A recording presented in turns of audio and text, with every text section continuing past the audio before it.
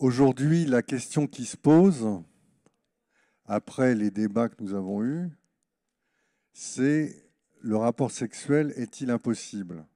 La table ronde qui nous réunit ici a comme objectif de faire entendre les diverses positions sur la question, à savoir l'impossibilité du rapport sexuel. Et un certain nombre d'intervenants tiennent sur leur position à ce propos. Et puis, l'autre ambition de cette table, c'est d'ouvrir d'autres perspectives sur l'éventuelle inscriptibilité du rapport sexuel. Alors, vous le savez, dans le séminaire encore, et dans tout le séminaire de Lacan d'ailleurs, Lacan, né varietur, ne varie pas sur la question. Le rapport sexuel est considéré comme impossible à écrire entre un homme et une femme. On trouve néanmoins chez Lacan des hypothèses qui montrent que la question restait ouverte pour lui. Et la première hypothèse que je voulais vous soumettre, c'est ce drôle de rapport sexuel qui existe entre Joyce et Nora, et dont Lacan va montrer la consistance à travers le nœud de Joyce et Nora. Ce qui fait le noyau de la démonstration, c'est la question de la non-équivalence. Non-équivalence entre le rond représentant Nora et le rond représentant Joyce. Vous voyez sur le dessin que j'ai affiché au tableau que vous avez un nœud de trèfle qui est un nœud de trèfle raté. On lui adjoint la rustine de Nora qui, comme symptôme, vient réparer le nœud. Et puis vous faites une déformation et vous obtenez deux oreilles rouges enserrant un rond vert, le symptôme de Nora, et les deux oreilles rouges, c'est le nœud de trèfle déformé.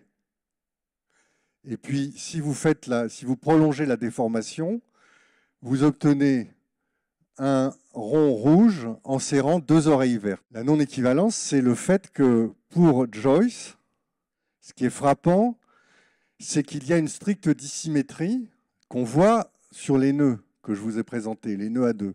Alors cette dissymétrie, j'ai fait l'hypothèse qu'elle venait mettre en place, à l'intérieur du nœud à deux, quelque chose de l'ordre de l'altérité. Curieusement, réalisant un rapport sexuel sur le mode de la non-équivalence. Et on peut considérer que c'est un cas particulier lié à la, alors on va dire de façon péjorative, à la psychose de Joyce. Et donc on peut s'arrêter là, c'est-à-dire que ça ne remet pas en cause le raisonnement selon lequel il n'y a pas de rapport sexuel inscriptible dans l'inconscient. Alors ce que je voudrais vous montrer dans un deuxième temps, c'est que ce nœud borroméen de la troisième, vous le voyez écrit comme il est, inscrit la jouissance autre sur une intersection entre le réel et l'imaginaire, la jouissance phallique entre le réel et le symbolique, le sens entre l'imaginaire et le symbolique. Si on raisonne par rapport à la question de la non-équivalence, on constate que ce nœud, du fait du 3, introduit de la dissymétrie. Dissymétrie entre la jouissance autre et la jouissance phallique. Dissymétrie rendue possible grâce à quelque chose dont je n'ai pas parlé jusqu'à présent, mais qui est central chez Joyce et Nora, qui est l'objet petit a. Cette dissymétrie, si on la prend au pied de la lettre, cette non-équivalence rendrait possible le rapport sexuel grâce à l'objet petit a. Et je voudrais juste terminer sur ce point, c'est que ça n'est sans doute pas un hasard si d'un serrage tel qu'il le met en place avec les mathèmes de la sexuation de l'objet petit a, il passe au nœud borroméen à la fin d'encore, au nœud borroméen pour serrer l'objet petit a. Donc l'idée et l'hypothèse que je vous propose, c'est que RSI permet l'inscription du rapport sexuel. Donc la question qui reste entière et que je vous soumets, est-ce qu'il n'y aurait pas dans le nœud A3 la possibilité de déplacer le réel d'un point de vue subjectif et politique, de telle sorte que le rapport sexuel soit possible et que le réel se retrouve ailleurs. Voilà, j'ai fini.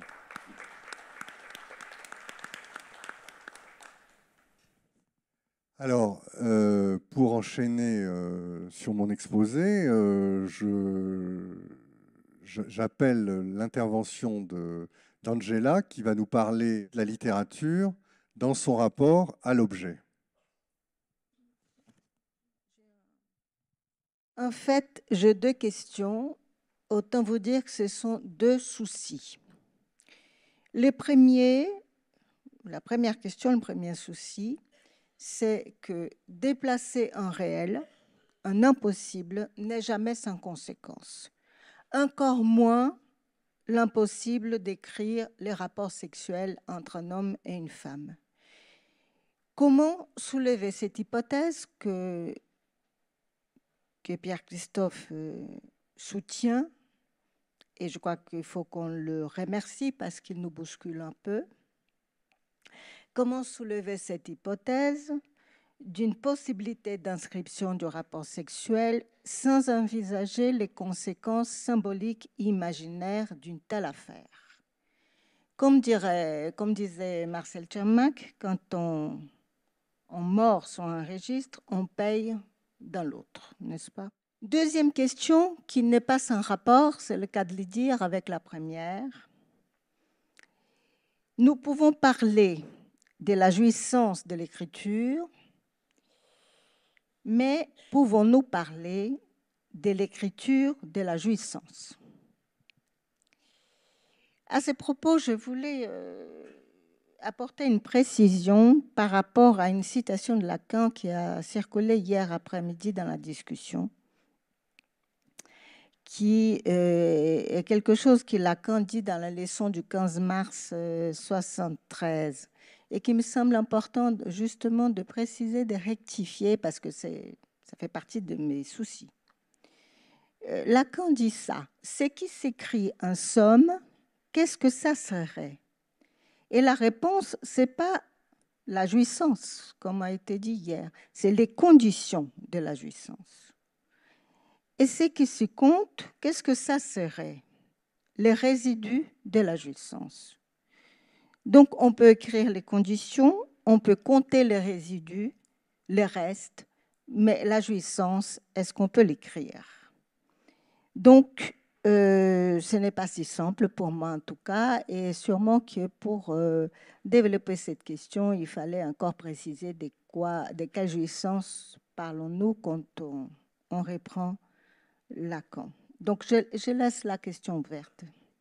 Je vais vous inviter très brièvement, je ne veux pas être très longue, à essayer de voir, de lire les effets de l'écriture, les effets dans l'écriture elle-même de cette impossibilité d'écrire les rapports sexuels à partir du dernier roman de Pierre Michon. C'est un texte magnifique.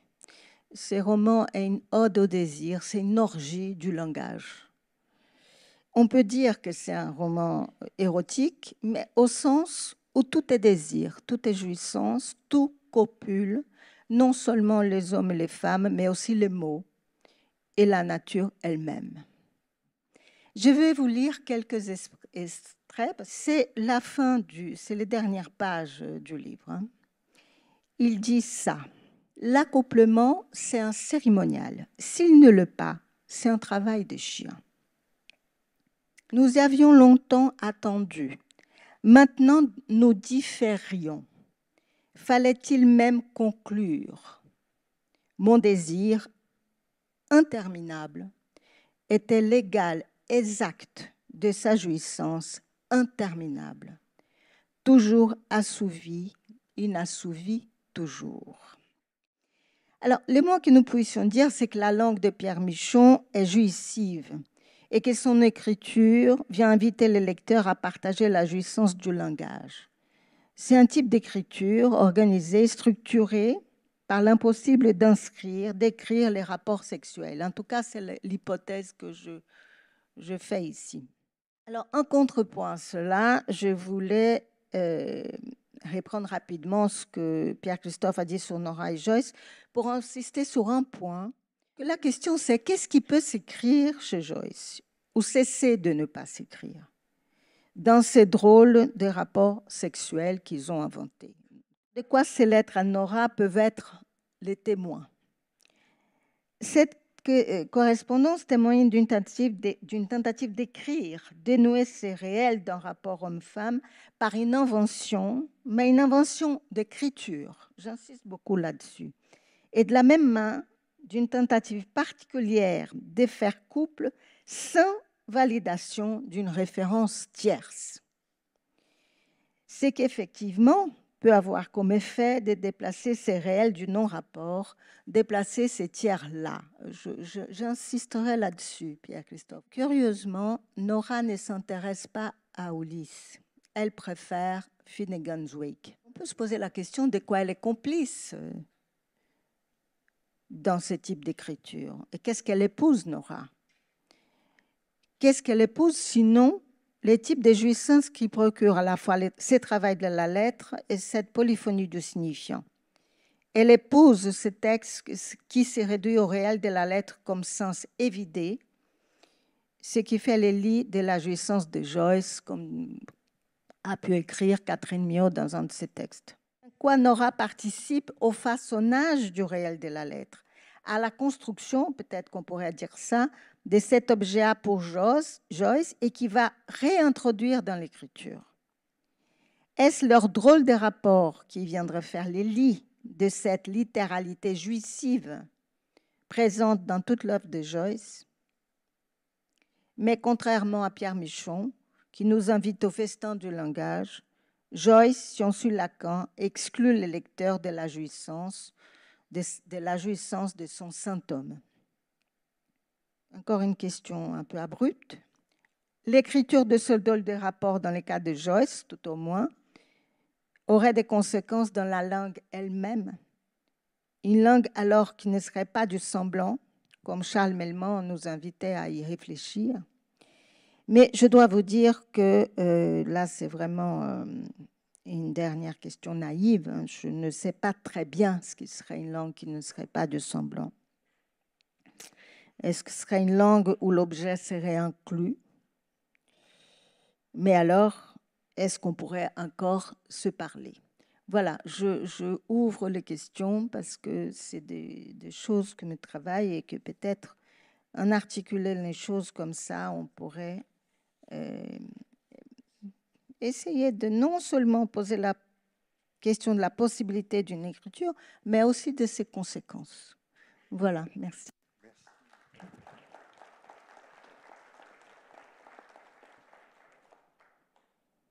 Merci Angela pour ce très bel exposé. Marie-Philippe, est-ce que vous voulez prendre la parole?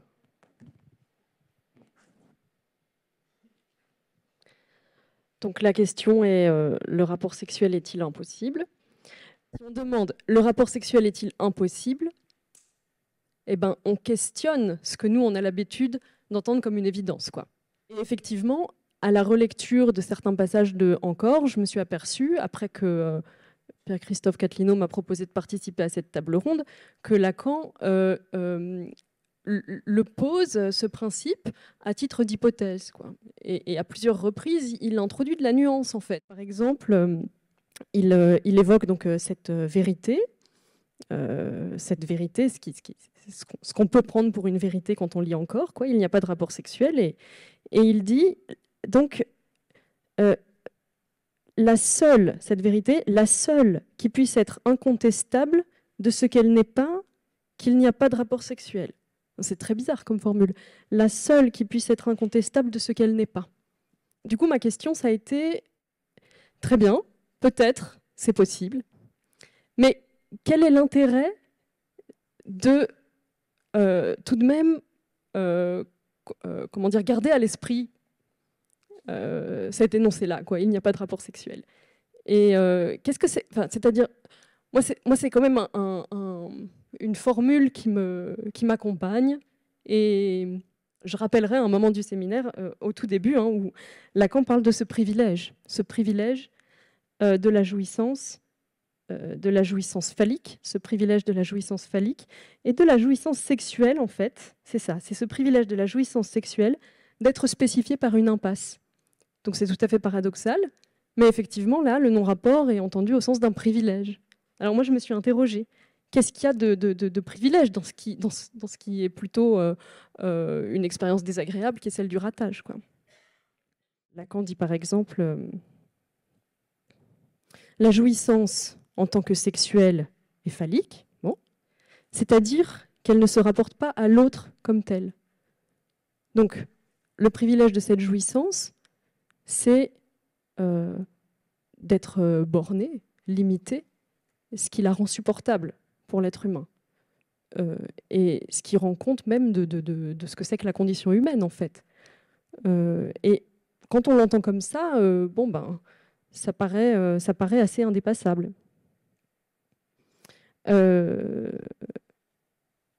Voilà, la jouissance phallique, c'est cet obstacle par quoi l'homme n'arrive pas à jouir du corps de la femme, précisément parce que ce dont il jouit, c'est de la jouissance de l'organe, alors que la jouissance de l'autre, du corps de l'autre, ne se promeut que de l'infinitude.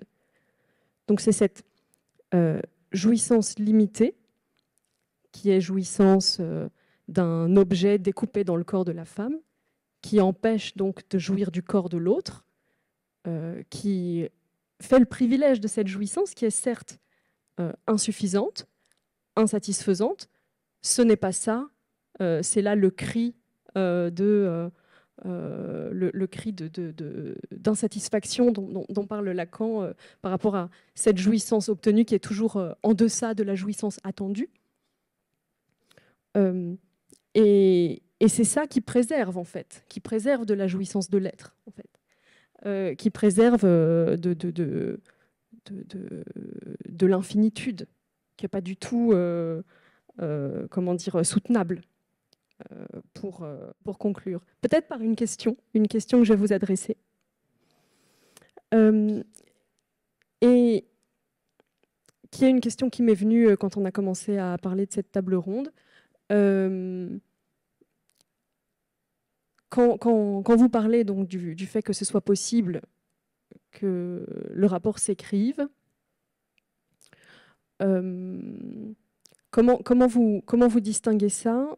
Comment vous distingueriez cette possibilité de ce que Melman a appelé la nouvelle économie psychique et d'une tendance à un collage avec l'objet qui peut donner lieu à des situations d'addiction, etc.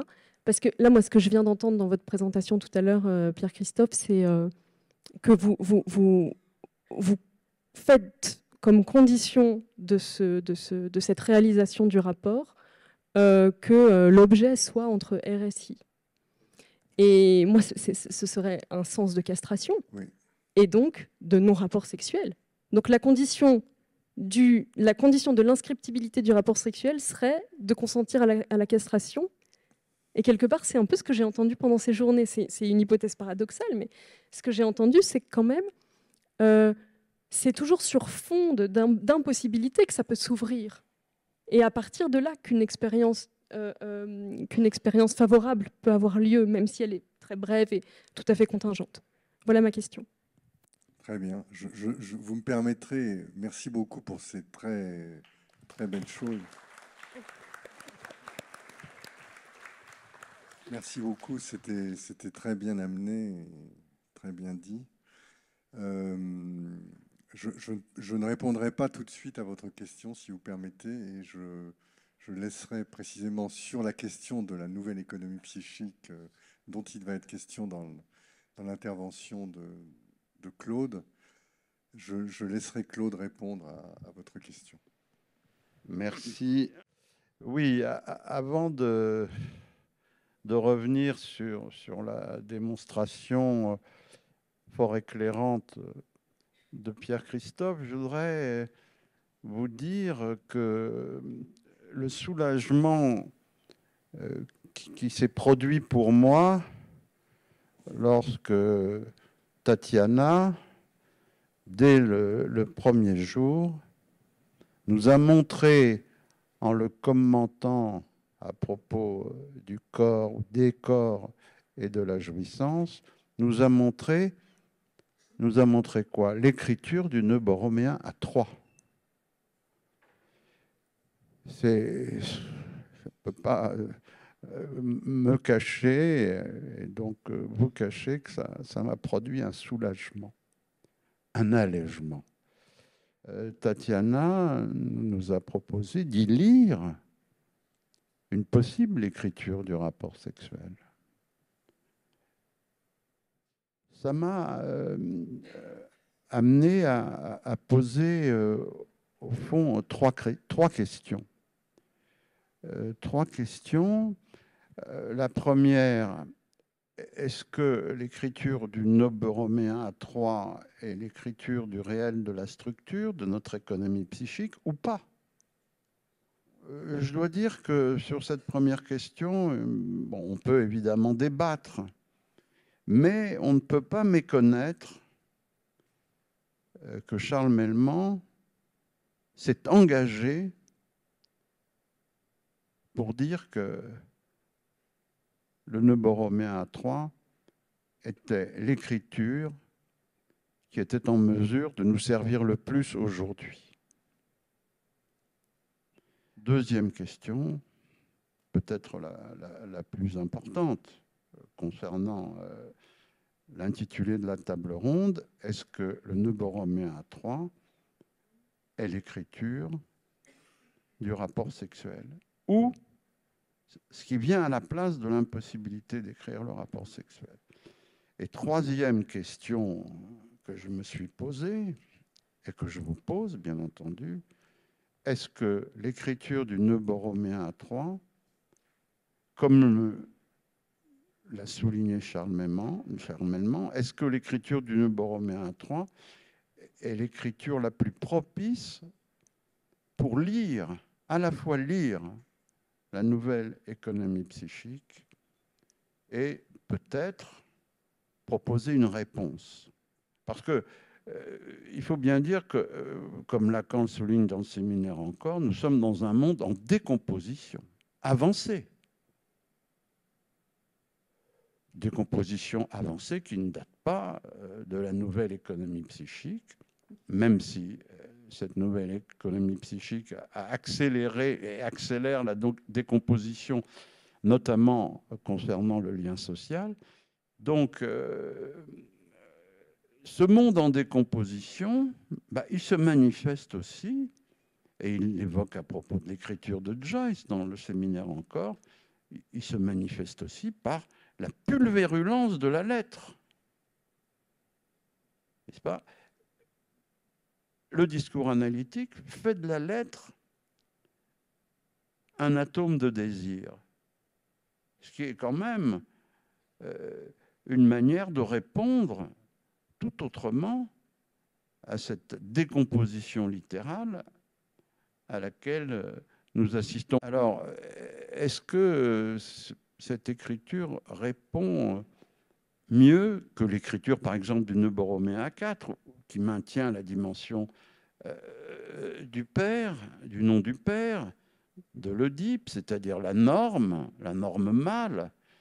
Bon, pendant tout un temps, les névrosés que nous avons été et que nous sommes encore pour une part, ont souffert et souffrent la norme mâle. Mais aujourd'hui, les jeunes, ce n'est plus nécessairement, loin de là, de cette norme mâle, de ce nœud borroméen à 4 dont ils souffrent. Ce n'est pas de la normale dont ils souffrent. Ils ne souffrent pas comme des névrosés. Ils sont propulsés sur une toute autre scène et à laquelle le nœud borroméen à 3 est peut-être susceptible de répondre. Il faudrait travailler pour mettre à l'épreuve ce nœud borroméen à 3, aussi bien dans la lecture de la clinique contemporaine que dans la lecture de la clinique tout court, et puis de savoir si c'est une avancée ou pas. Bon, écoutez, je vais m'arrêter là.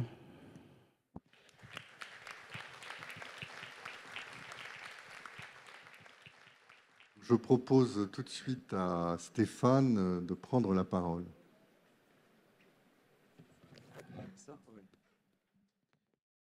Il n'y a pas de rapport sexuel. Qu'est-ce que c'est comme type de proposition? C'est une assertion, c'est une proposition logique, c'est quoi? Je vous propose de considérer, moi ça ne me paraît pas malvenu de le considérer comme ça, qu'il n'y a pas de rapport sexuel, c'est une énonciation de Lacan qui vaut par le fait qu'elle fait tenir l'articulation justement de la psychanalyse au réel. Alors dire qu'elle fait tenir cette articulation ne signifie pas qu'elle soit absolument un invariant que rien ne pourrait déplacer. Ça veut dire simplement que ça fait partie des éléments de base sur lesquels repose la psychanalyse et son exercice. Moi, ce qui me semble faire que cette proposition, qui est une proposition logique et pratique, il n'y a pas de rapport sexuel, il est impossible, elle me paraît importante à considérer, à prendre en compte dans la mesure où de quoi parlerions-nous et de quoi parleraient les personnes, les sujets qui viennent nous trouver en tant qu'analystes, si ce n'est de ce qui fait trou dans le langage, hein, de ce qui fait que on parle à partir de ce trou et de ce que le phallus, justement, dont il a été question, le phallus inscrit comme le sexe. C'est le sexe qui fait trou. En tant qu'il disjoint les deux côtés signifiants, homme et femme. Encore est un séminaire extraordinaire, parce que très difficile, c'est vrai, dans la mesure où Lacan n'hésite pas à remettre au travail et en question ce dont on aurait pu avoir l'impression, ou ce dont les psychanalystes, ce dont les collègues, nous-mêmes, chacun, il remet en question ce qui peut paraître le plus évident, le plus rebâché de nos notions et de nos concepts. Par exemple, le phallus. Eh bien, dans je ne sais plus quelle leçon de encore, il va dire « l'énigme de la fonction phallique reste entière », dit-il. L'énigme du phallus reste entière. En 1973. Vous voyez, il faut oser quand même. Et alors, il va quand même donner une indication, et je trouve qu'elle est intéressante à rappeler ici, puisque ce dont nous débattons, cet après-midi, je l'évoquais à l'instant, la question du réel et de la façon dont on va essayer de le situer par l'écriture. Lacan dit donc l'énigme du phallus, elle reste entière, mais il dit quand même, il donne une indication, ça se rapproche, dit-il, de la fonction de l'écrit. Ah, c'est pas évident. Et cette fonction de l'écrit, elle a une très grande importance dans le séminaire encore. Alors, si il est vrai que l'écrit, c'est ce qui nous aide par justement la sexualisation de la jouissance que ça permet, que ça représente, ça nous aide à situer le réel d'une certaine façon. Si cela est vrai, remarquons juste que l'écrit, ça s'apprend, en tout cas jusqu'à très récemment, et même encore maintenant, ça s'apprend. Comment est-ce qu'on apprend à écrire? On apprend à écrire à la faveur d'un engagement de tout le corps. Pas seulement la main, tout le corps est pris dans l'exercice, le trait, le bâton, hein, qu'on trace des centaines de fois, et qui manifeste la prise du corps dans le langage et éventuellement cette sexualisation que met en jeu justement la barre de la fonction phallique. La parole, le dire, est indissociable donc de cette fonction de l'écrit et de cet apprentissage de l'écriture. C'est l'écrit permet donc, dans ces conditions que je rappelle là brièvement, une certaine version, une certaine interprétation du trou dans le langage qui sexualise, disons, la jouissance, pour aller vite. Et qu'est-ce qu'on observe qui vient dans nos existences, hein, qui vient à la place de ce maniement de l'écriture et de ce maniement de l'écrit? Eh bien, on observe une prolifération, alors là, vraiment une prolifération, d'énoncés, qui ne sont pas du tout des choses écrites, hein, d'énoncés algorithmiques, qui viennent polluer, si je puis dire, nos portables ou nos ordinateurs, et qui, évidemment, ne sont lestés par aucun poids métaphorique, strictement aucun. Cette prolifération d'énoncés auxquels nous avons affaire aujourd'hui et auxquels ont affaire beaucoup de jeunes sujets qui viennent nous trouver. Ils viennent nous trouver, mais évidemment avec une certaine difficulté à engager les choses du côté de l'analyse ou même du côté de la régularité des séances, parce qu'il y a une difficulté du côté du lestage. Mais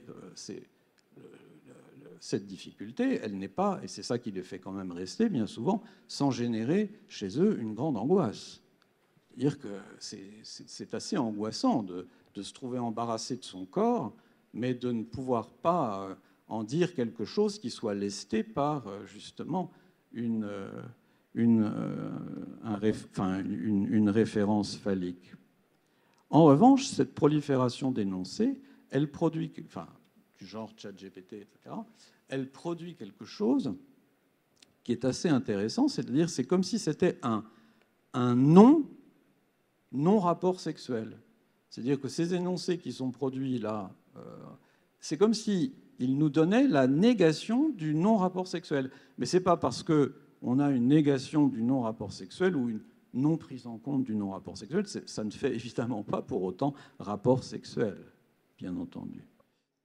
Cette question du non-rapport sexuel ne me semble pas du tout faire partie des énoncés qui seraient gravés dans le marbre pour nous. Ça me semble important de ne pas perdre de vue que c'est ce qui soutient l'articulation de la psychanalyse, même si, comme tout élément fondamental, ça peut être déplacé. Rien n'interdit de le penser.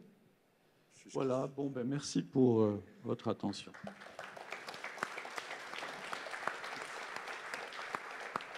C'est ce qui soutient l'articulation de la psychanalyse jusqu'au moment où on l'a déplacée.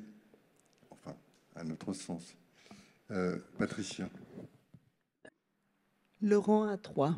Je sais trop. Voilà, le rang à 3, par contre, qui est celui sans perversion. Melman disait que notre réticence devant lui est justement liée à la privation du phallus dans ce nœud à 3. Ce nœud à 3, dans ce nœud, et je répète, la jouissance de l'autre et la jouissance phallique sont symétriquement organisées par rapport à l'objet. Le possible rapport sexuel, donc, de ces deux jouissances autour de l'objet, donc deux jouissances dont chacune comporte une identité sexuée bien définie et l'objet partage avec l'autre l'objet petit a, alors du coup, cette question-là du rapport sexuel, elle se pose, et je pense qu'elle se pose authentiquement. Le nœud à 3 dont il s'agit est un nœud à 3 nommé, c'est-à-dire que R, S et I portent chacun leur différence en soi du fait même qu'il y a une nomination de 3 rangs de couleur ou de consistance, enfin de pure différence, chacun par rapport à l'autre. Pour que ceci ait lieu, il faut que le nom du père s'y soit déposé. Il faut que quelque chose ait pris acte du côté du nom du père. Pour ma part, ma lecture de cette phrase de Lacan qui dit du nom du père, on peut s'en passer à condition de s'en servir, c'est ça. C'est-à-dire, on peut passer du nom à 4, qui est le nom clinique de nos débutants en analyse avec tout ce que ça a de névrosé, vers une reconstruction du réel, autrement, un autre nuage, un nuage à 3, avec 3 rangs différents chacun.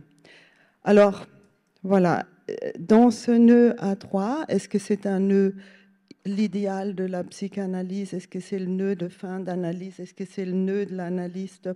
J'en sais rien.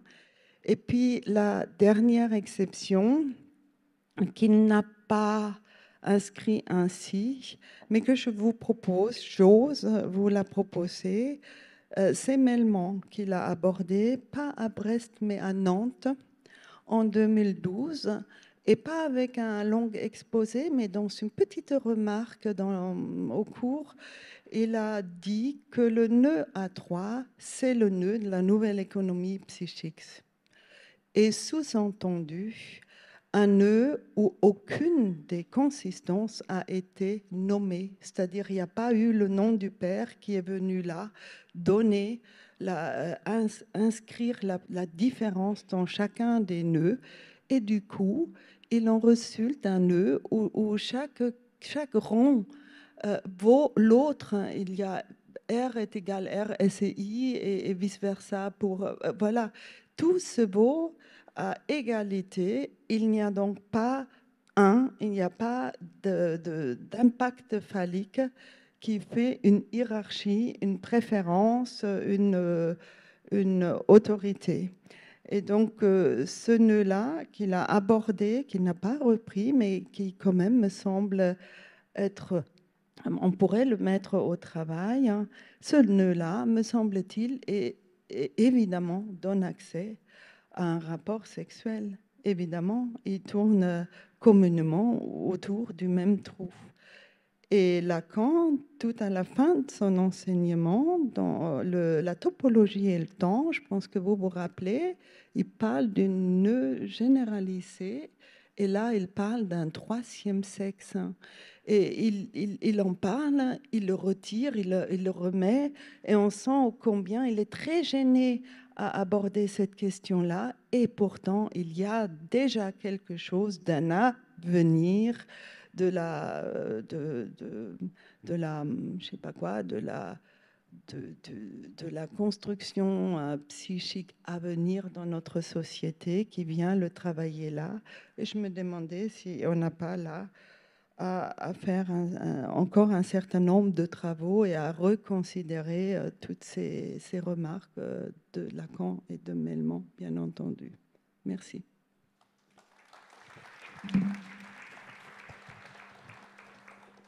Merci beaucoup pour ce très bel exposé. Je crois qu'on peut s'arrêter.